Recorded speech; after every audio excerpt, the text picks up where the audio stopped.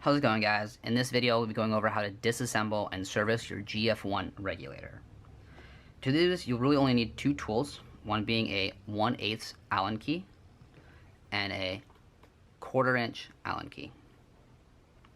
So first, you're going to need to take the 1/4 inch Allen key and unscrew the lock nut on the top.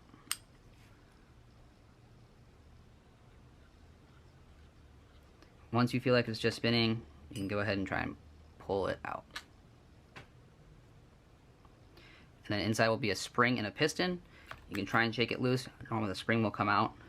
If your piston does not come out easily, you can take your 1/8 Allen key and try and stick it into the body of the piston, and out it comes. For regular maintenance, all you'll need to do is just throw some lube. We use Dow 33 onto your O-rings.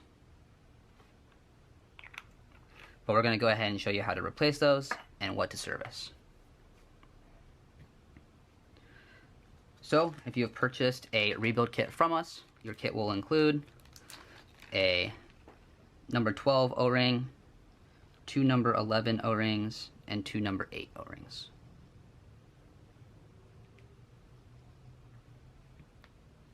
To do this, I'll be using just any kind of dental pick or O-ring pick. It makes getting the O-rings off a lot easier. So on the piston, you will have a number 11 O-ring. So you can go ahead and remove that guy. And then with one of the 11s, just throw that right on there like so.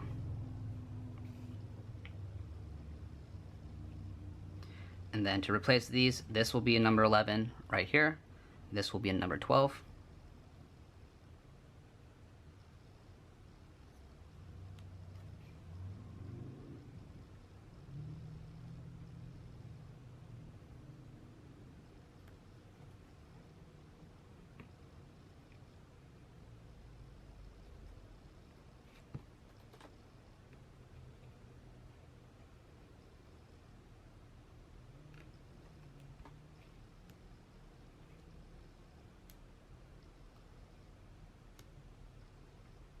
There you go.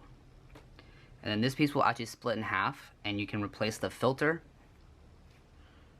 so it doesn't just twist off. What you can do is take your 1/4 inch Allen key and stick it into the Allen hole, and then with an adjustable wrench you can go ahead and remove this.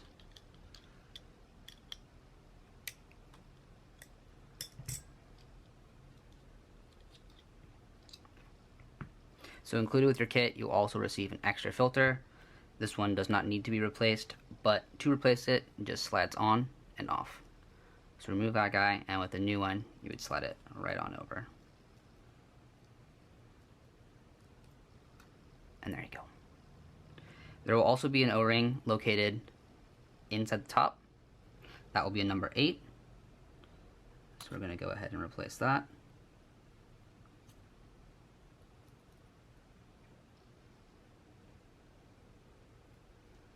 Just push it out the bottom. And then I find it easier to replace it from the bottom, not the top. So we can just shove that guy in there. And then with the back of the O-ring pick, I'll just push down one corner and try to push the rest in. And then normally it will seat itself, but if it gets to get folded like mine did, you can just use the tip of the O-ring pick and get it in there. Now it's nice and seated.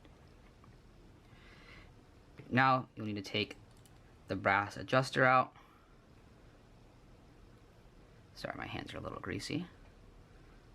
Just get that guy all the way out.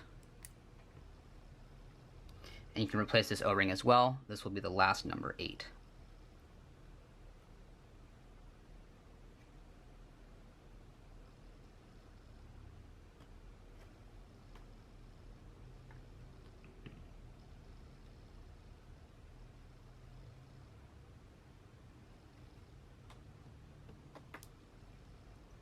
There you go. And then when assembling, we're just going to throw some lube on there.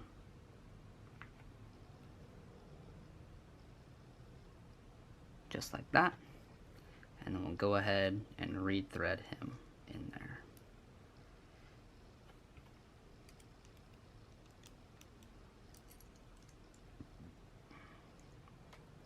Now, since you are moving the position of your adjuster, you want to make sure that you re-chrono and readjust once it's fully assembled.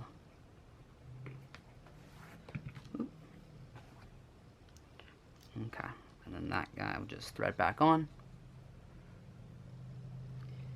And then give it a little twist. You don't need this to be super tight. So that's good.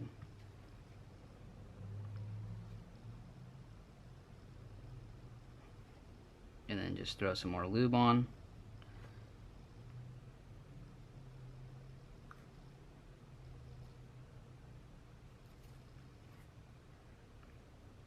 And then throw some on the piston O-ring.